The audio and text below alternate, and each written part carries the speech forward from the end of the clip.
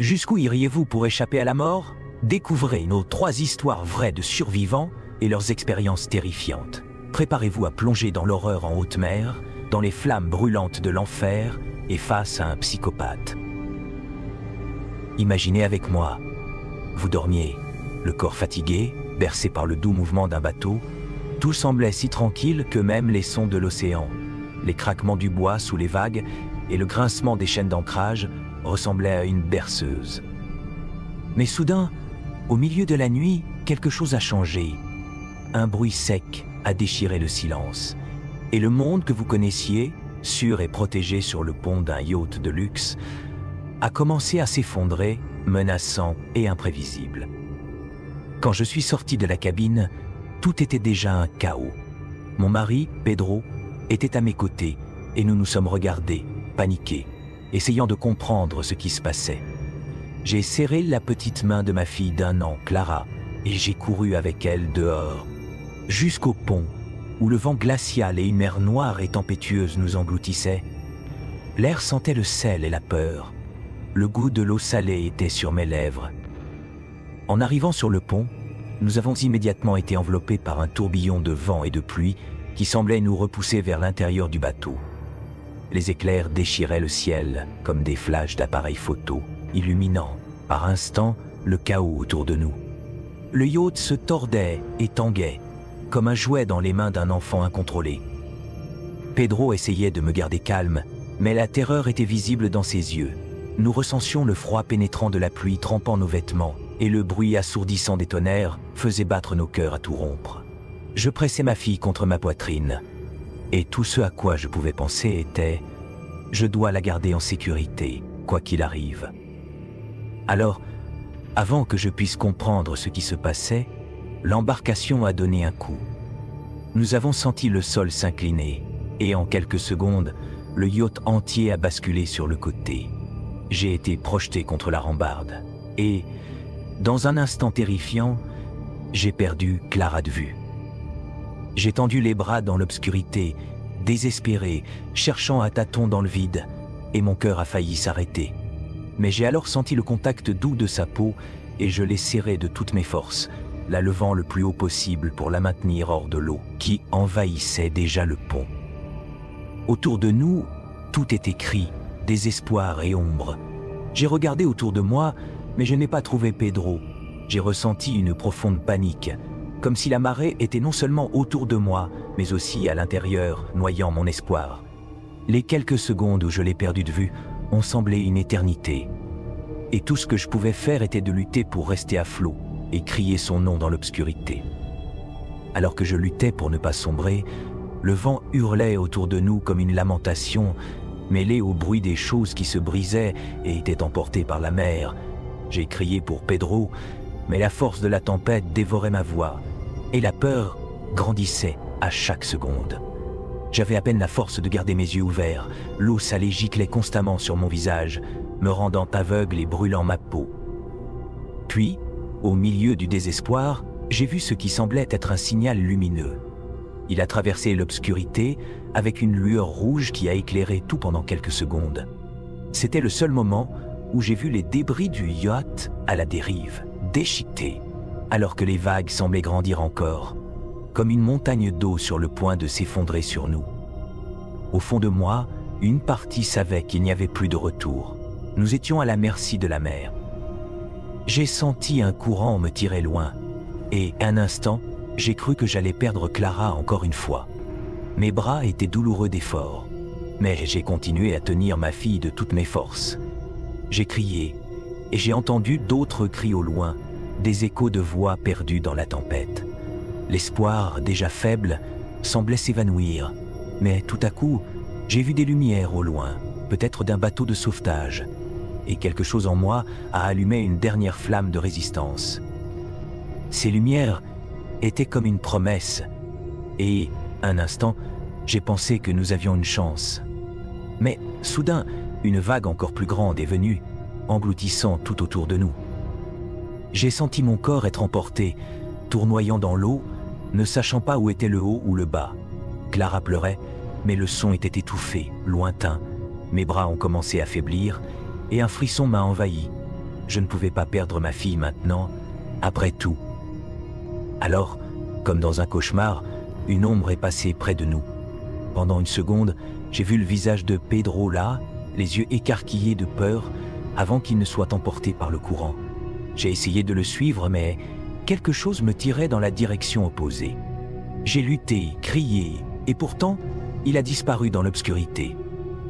Quand nous avons finalement refait surface, j'étais épuisé, mes forces presque épuisées. J'ai vu un plus petit bateau s'approcher, un pêcheur criant pour que je soulève Clara. Avec un dernier effort, j'ai levé ma fille, sentant mes bras brûler comme du feu. Ce pêcheur, avec un visage ridé et des yeux déterminés, a attrapé Clara et peu après m'a tiré à l'intérieur du bateau. J'étais vivante, mais mon cœur semblait vide. Il n'y avait aucun signe de Pedro, ni des autres. À l'hôpital, des heures plus tard, j'ai retrouvé Pedro. Il était blessé, pâle, mais vivant. Nous nous sommes étreints, soulagés, mais le choc de ce désastre était encore dans nos yeux. Le yacht était méconnaissable, réduit à des débris au fond de la mer. J'ai su que d'autres n'avaient pas eu la même chance. Et une vague amère de culpabilité et de soulagement m'a envahi. Le temps a passé, mais le souvenir de cette nuit ne s'est pas évanoui. J'entends encore le bruit de la tempête. Je vois encore le visage de Pedro disparaître dans l'eau. Je ressens encore la peur de perdre Clara. Ce tourbillon m'a emporté plus que notre repos. Il a emporté notre paix. Les semaines suivantes ont été comme un brouillard de souvenirs amers et de remerciements d'être en vie. Clara se remettait bien, mais elle se réveillait encore en pleurant, effrayée. Et nous la prenions dans nos bras, essayant de chasser la peur qui semblait encore nous entourer. Pedro et moi savions que notre chance avait été immense, mais nous ressentions aussi le poids de ceux qui n'avaient pas pu revenir.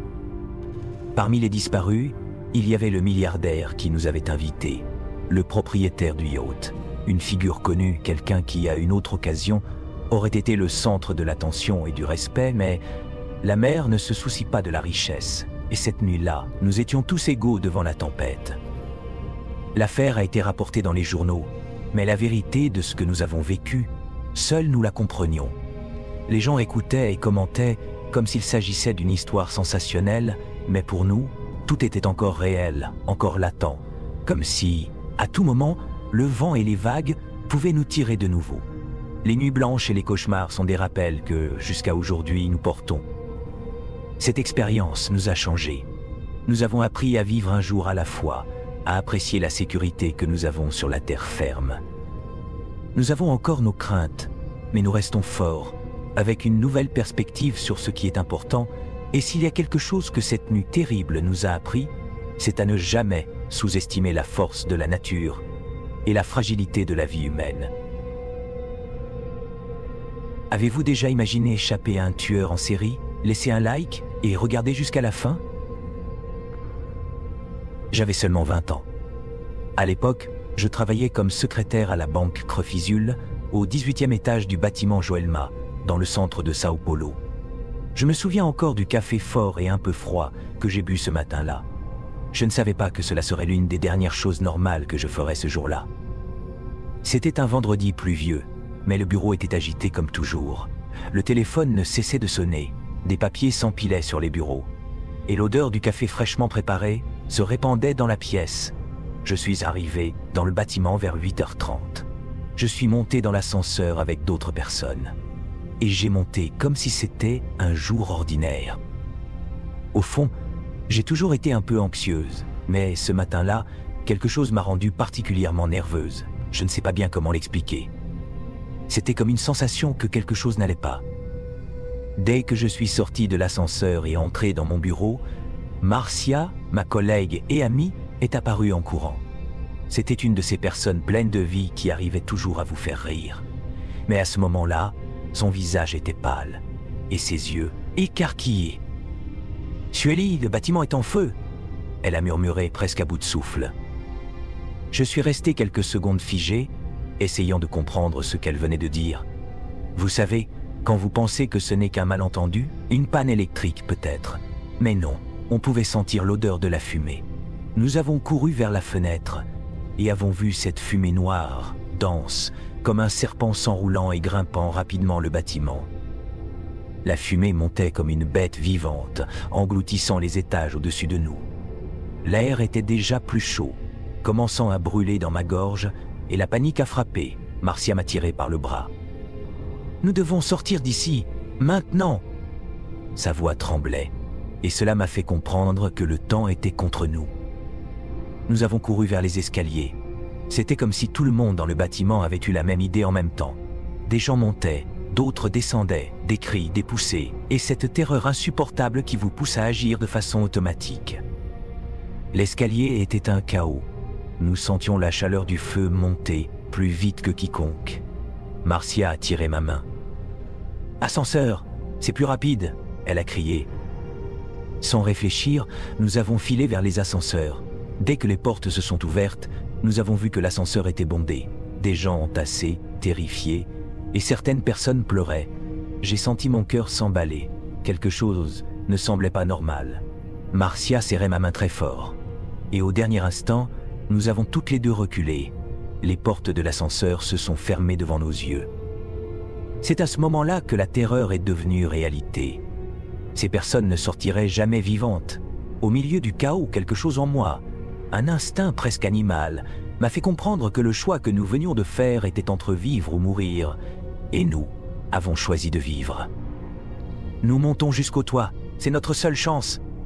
J'ai crié à Marcia, sentant ma gorge brûler à cause de la fumée. Elle a hoché la tête, et nous avons couru de nouveau vers les escaliers. La fumée prenait déjà possession de tout le couloir. L'air était devenu un poison invisible. J'ai attaché mon foulard autour de mon visage. Essayant de filtrer l'air, Marcia a déchiré la manche de sa blouse et a fait de même. Nous avons commencé à grimper à quatre pattes dans les escaliers, rampant comme des enfants, essayant d'échapper à cet air noir et suffocant. À chaque marche, la chaleur augmentait. Mon corps était trempé de sueur, et à chaque nouvelle inspiration, je sentais comme si mes poumons brûlaient de l'intérieur. Alors que nous montions, nous entendions des cris étouffés derrière nous. Certaines personnes étaient restées coincées aux étages inférieurs. D'autres tentaient désespérément d'atteindre le toit, mais beaucoup n'y parviendraient pas. Cette fumée était implacable. À chaque étage que nous montions, l'air devenait plus lourd et le désespoir grandissait. Les marches semblaient infinies et mes genoux étaient écorchés d'avoir traîné sur le béton. Je regardais rapidement Marcia, sans oser dire à voix haute que peut-être nous ne pourrions pas atteindre le sommet. Nous sommes arrivés au 22e étage, le dernier avant le toit. Et là, juste devant nous, il y avait deux choix. Une petite fenêtre donnant sur la rue Santo Antonio, ou continuer plus loin pour essayer d'atteindre la partie du toit donnant sur l'avenue Neuve de Julot. Marcia et moi nous sommes regardés. À ce moment-là, chaque décision semblait un pari avec la mort. Certaines personnes autour de nous ont choisi la fenêtre de la rue Santo Antonio et se sont entassées pour passer. Nous avons toutes les deux hésité. Quelque chose dans cette direction m'a glacé, même avec la chaleur infernale autour. Nous avons décidé d'aller vers l'autre sortie, traversant le couloir qui restait. Quand nous avons finalement atteint le toit, j'ai senti l'air frais frapper mon visage, mélangé à la fumée et aux cendres. Nous étions sauvés, du moins pour l'instant, mais les personnes qui avaient choisi l'autre fenêtre, il n'y a même pas eu le temps. Le vent a soudain tourné et les flammes ont envahi le côté du bâtiment, engloutissant ces personnes en un instant. J'ai entendu des cris qui me poursuivent encore aujourd'hui dans mes cauchemars. Je ne peux pas me rappeler exactement comment c'était le son. C'était comme un hurlement humain désespéré qui se mêlait au crépitement des flammes. C'était surréaliste. On aurait dit que le bâtiment lui-même était vivant, affamé, et nous pouvions seulement regarder, impuissantes, sans rien faire pour aider. Cela nous a profondément blessés, mais il n'y avait pas de temps pour le deuil ou la culpabilité. Nous devions survivre. Le soleil était déjà haut dans le ciel, et la chaleur du feu montait si fort que le béton du toit commençait à chauffer. Nous avons essayé de nous blottir près des bords, loin des flammes. Certaines personnes, dans la panique, pleuraient et s'enlaçaient. D'autres criaient vers le ciel, implorant un secours. La sensation était que le temps s'était arrêté, mais en même temps, tout se passait trop vite. C'était un cauchemar dont nous ne pouvions pas nous réveiller. Tout à coup, nous avons entendu le bruit des hélicoptères. Au début, cela a été un soulagement. Ils étaient venus nous sauver. Mais la joie n'a pas duré longtemps. Les flammes sur le toit étaient si fortes que les premiers hélicoptères ne pouvaient pas s'approcher. La chaleur créait un vide dans l'air et les pilotes ne pouvaient pas maintenir les aéronefs stables. Certains survols se sont terminés sans aucun secours. C'était comme regarder notre dernier espoir s'échapper entre nos doigts. Les minutes se sont transformées en une éternité. La tension était suffocante et le temps semblait jouer avec nous, nous poussant de plus en plus près de la fin. Certaines personnes n'ont pas supporté la pression et ont simplement sauté du toit. Elles ont préféré la chute au feu. Je me souviens avoir vu leur corps tomber vers le bitume, petits et silencieux, jusqu'à disparaître en bas. Je tremblais, accroché à Marcia, quand enfin un hélicoptère plus grand est apparu à l'horizon. Il semblait différent, plus robuste. C'était notre dernière chance. Cette fois, les pompiers sont descendus avec des cordes, pendus, affrontant la chaleur et la fumée. C'était une scène surréaliste, presque cinématographique. Ils se traînaient pour nous atteindre, nous prenaient par le bras et nous tiraient vers le haut, une personne à la fois. Quand est arrivé mon tour, tout en moi criait la peur. Je n'ai jamais aimé les hauteurs et maintenant j'étais pendu à une corde, montant entre la fumée et le feu. J'ai fermé les yeux, essayant de ne pas penser, essayant juste de survivre. Mon corps tremblait et le vent soufflait fort sur mon visage, mais je pensais seulement « Je suis vivante, je suis vivante, je dois rester vivante ». Enfin, nous avons été mis en sécurité dans l'hélicoptère. J'ai regardé en bas et j'ai vu l'enfer que nous avions laissé derrière nous. Je ne pouvais pas croire que Marcia et moi avions survécu. Sur 100 personnes qui étaient là-haut avec nous, seulement 30 ont réussi à sortir vivantes. Et pourtant, ce sauvetage héroïque ne pourra jamais effacer les marques que l'incendie laisserait pour toujours. J'ai perdu 5 amis ce matin-là. 5 personnes avec qui je partageais café, rire et confidence tous les jours. La douleur de la perte était écrasante et chaque souvenir d'elle semblait porter un poids impossible à porter.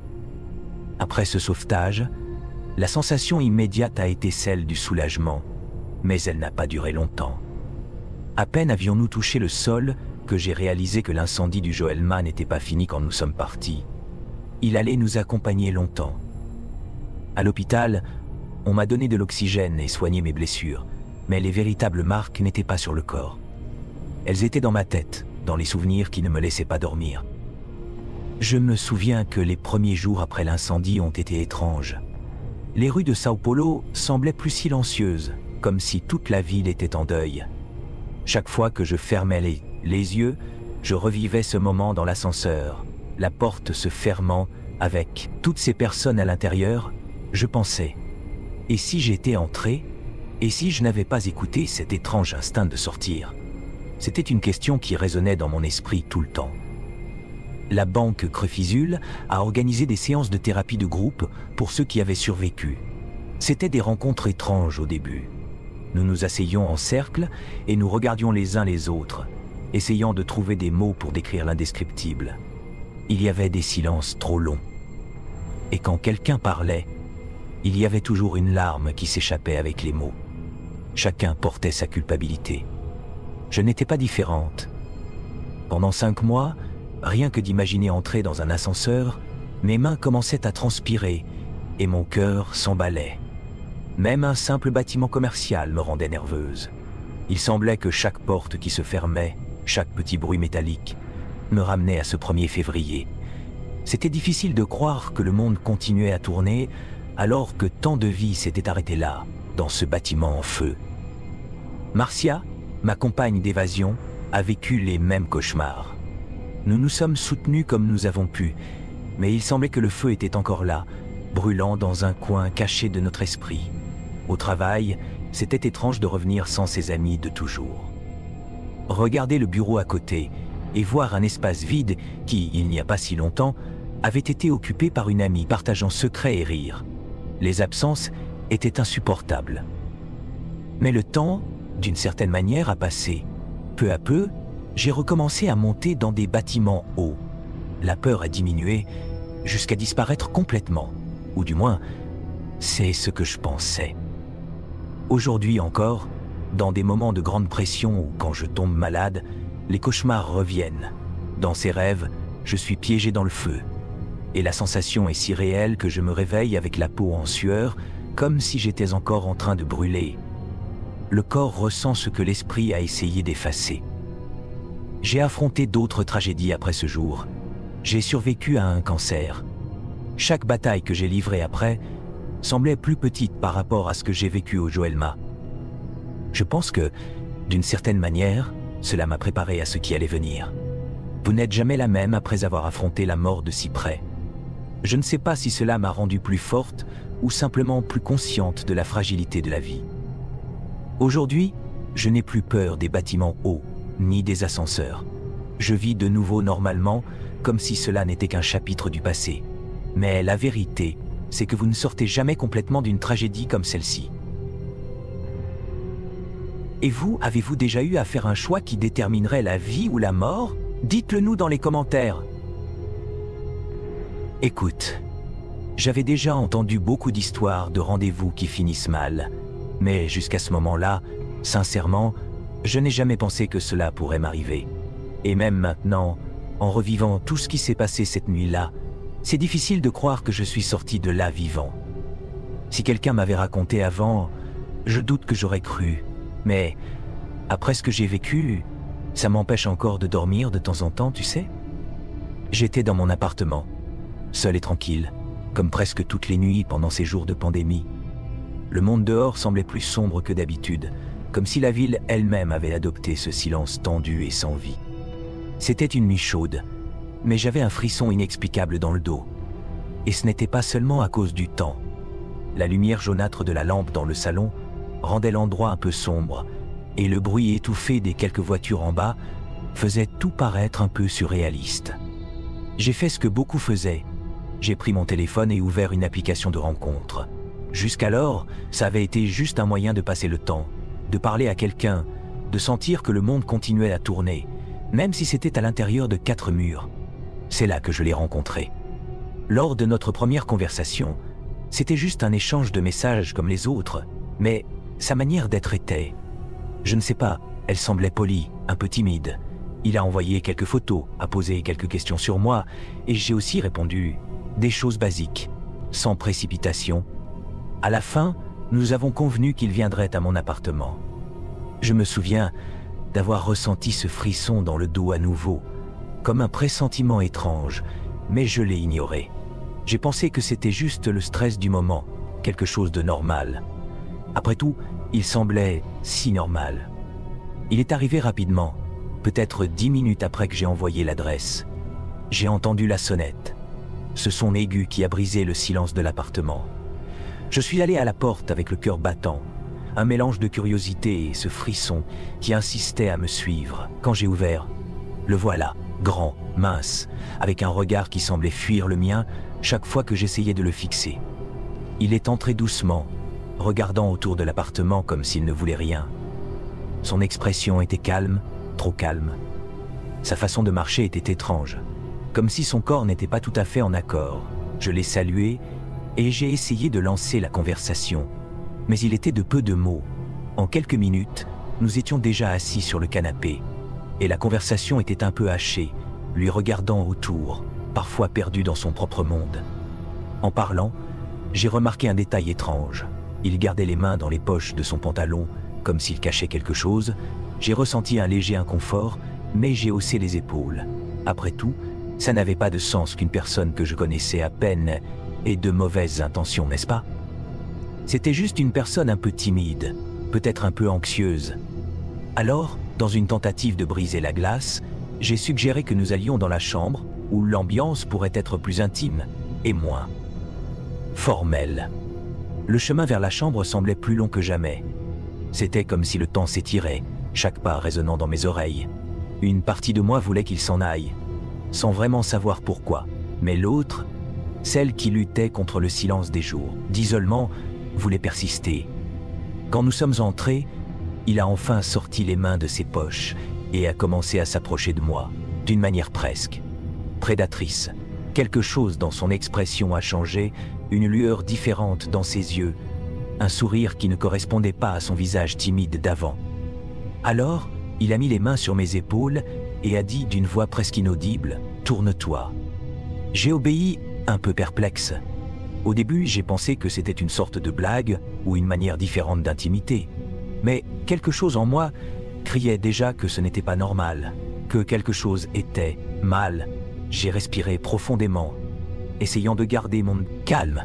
Mais avant que je puisse penser à quoi que ce soit, j'ai senti un mouvement rapide derrière moi.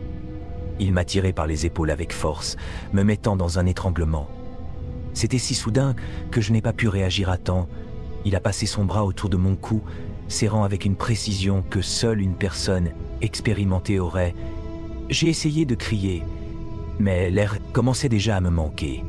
Les mots sont morts dans ma gorge et la pièce a commencé à tourner, le son de ma propre respiration devenant de plus en plus faible.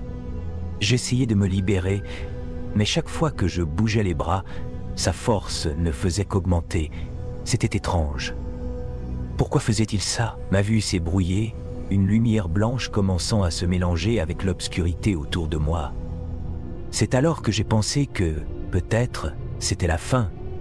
Et alors que je perdais le contrôle de mon corps, une phrase a traversé mon esprit, comme un éclair, « Luttez, ou vous allez mourir ici ». Avec une dernière explosion d'énergie, j'ai commencé à donner des coups au chevet près du lit. Le bruit a résonné dans la chambre, l'objet a tremblé, et le son a semblé le déconcentrer pendant une seconde. Il a relâché son bras juste un instant, et j'en ai profité pour me libérer, tombant à genoux sur le sol, toussant et essayant de remplir mes poumons d'air. J'ai levé la tête, et je l'ai vu là, immobile, me regardant avec une expression que je n'oublierai jamais. Ses yeux étaient écarquillés, une lueur euphorique, presque un sourire sur le visage, comme s'il s'amusait. C'était un regard qui ne semblait pas humain. C'était un regard qui ne semblait pas humain. Quelque chose qui faisait frissonner ma peau d'une manière indescriptible. « Tu ne vas pas t'échapper », a-t-il dit, la voix froide et tranchante. « Je suis comme le Joker. Si tu veux comprendre, regarde son film. » Après cette étrange menace, j'étais paralysé, mais mon instinct de survie a rapidement pris le contrôle. Je savais que je devais m'échapper, et vite. Pendant qu'il arrachait le fil de l'interphone, j'ai reculé, sans le quitter des yeux, mais il était déjà si perdu, dans sa propre folie qu'il semblait à peine remarquer mon mouvement. Intérieurement, je me répétais que je devais élaborer un plan. N'importe quoi qui me sorte de ce cauchemar.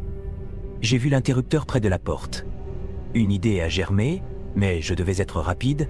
Il a remarqué ma tentative et a fait un pas vers moi, le regard fixé, les lèvres tordues dans un sourire maladif.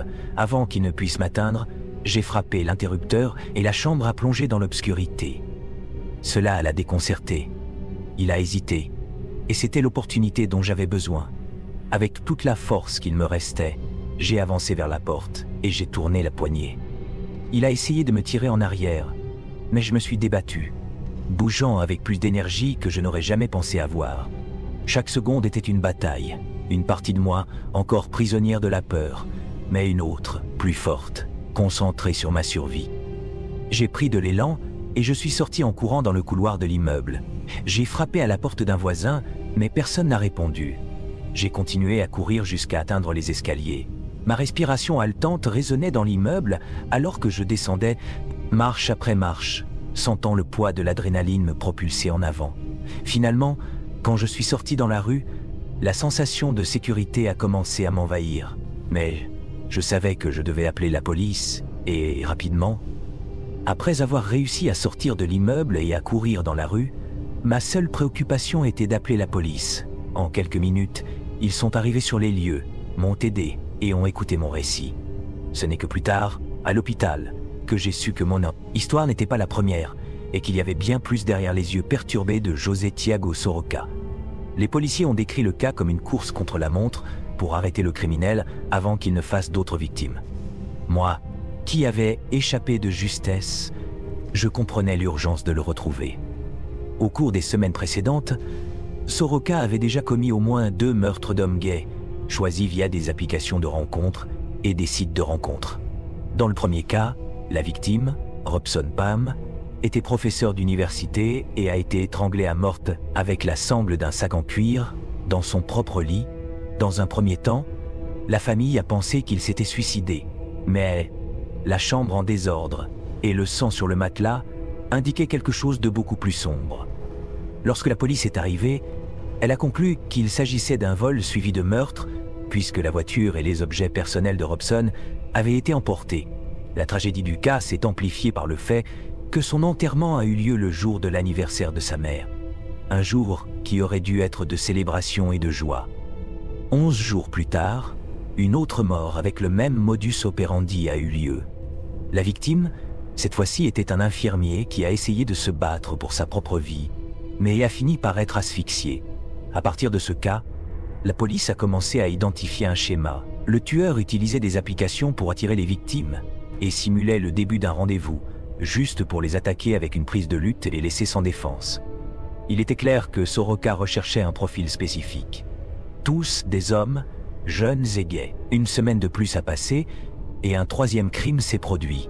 Marcos Vinicio, un médecin, a été étranglé avec une couverture, mais maintenant la police avait une piste importante. Les caméras de sécurité de l'immeuble ont capturé des images du suspect.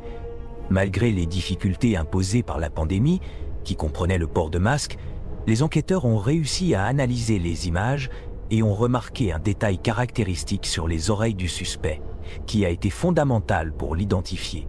Avec ces indices, la police a diffusé des photos aux entreprises de taxi et aux applications de transport, espérant que quelqu'un puisse le localiser. Quelques jours plus tard, un chauffeur a reconnu l'homme des photos.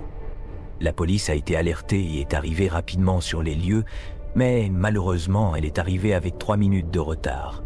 Soroka a réussi à s'échapper, mais cette fois-ci, sa victime a survécu et a pu fournir des informations détaillées sur la façon dont il attaquait. À partir de son récit, les enquêteurs ont pu dresser un profil psychologique plus complet du tueur. Soroka se comparait au personnage fictif du Joker et, dans l'une de ses répliques à la victime, a même mentionné le film pour que les gens comprennent son histoire. Finalement, après une enquête approfondie, Soroka a été retrouvé dans une maison d'hôte du quartier Capaorazo. Les policiers l'ont identifié grâce à un tatouage et il a avoué les crimes dans son témoignage, niant cependant qu'il choisissait ses victimes parce qu'elles étaient gays. Il a également nié avoir eu des relations homosexuelles dans sa vie, mais, à la surprise des autorités, un ex-petit ami est venu au grand jour et a raconté les abus qu'il avait subis pendant les 4 ans de relation avec Soroka. Lors d'une des disputes en 2019, l'agresseur a envahi son appartement, l'a agressé et a dépensé son argent. Une escalade de violence qui apparemment continuait d'être présente dans le comportement du criminel.